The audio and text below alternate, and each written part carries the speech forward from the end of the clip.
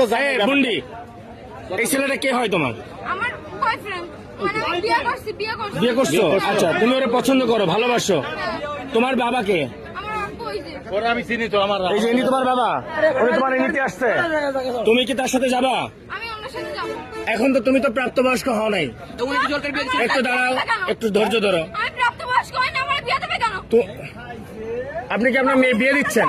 আমি বিয়ে দেওয়ার জন্য আমি ছেলেও আছে, বিয়ে না বসবে থাকবে আমার বাড়ি থাকবে।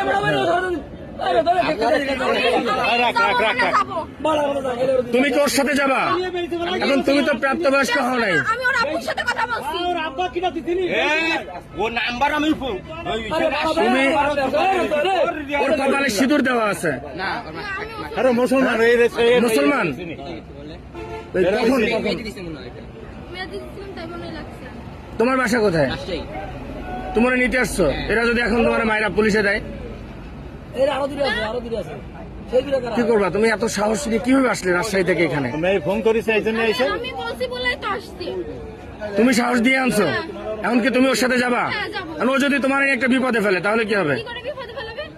মনে করো যে একটা বিপদে ফেললো, ও তোমার একটা বিপদে ফেললো। আমার আব্বু বলছে আমি যদি চলে যাইতে চাই আমাকে চলে যাইতে বলছে।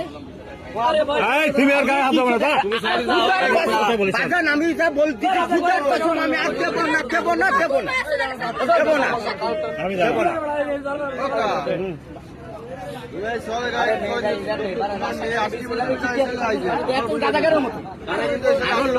আরো লোক আছে, একটা গুরু আছে, একটা হিন্দু মেয়ে, এর গুরু আছে। আমি আপনাদের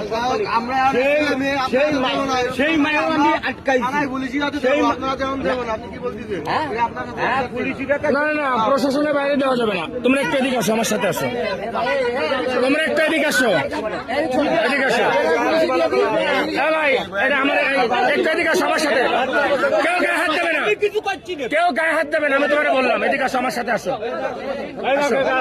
এদিকে আসো, এদিকে আসো।